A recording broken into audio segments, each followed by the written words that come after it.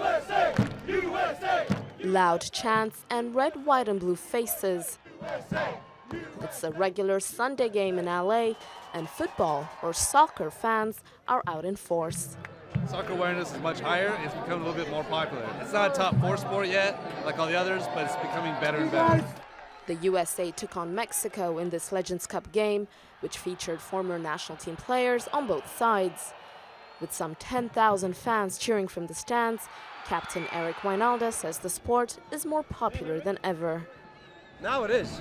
I missed it by 20 years. Wijnaldum was part of the American team at the '94 World Cup, hosted by the United States.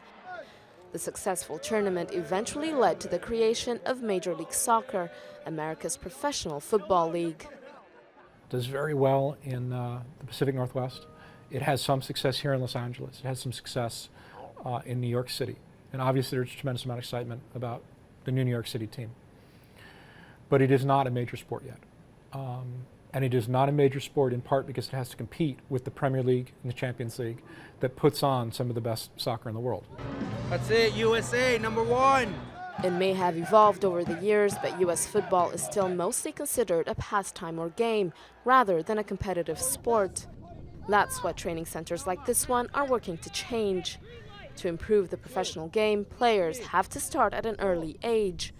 And with 4 million registered footballers today, 3 times as many as 1994, prospects have certainly improved.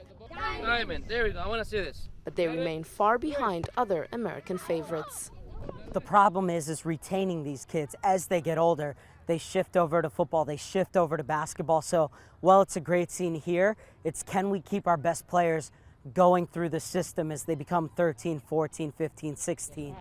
How to shape, train, and keep the good players, that's the biggest problem facing the U.S. Soccer Federation. Strengthening the national team remains the ultimate goal, with the hopes of one day bringing the coveted World Cup home. 1, 2, 3, let's go!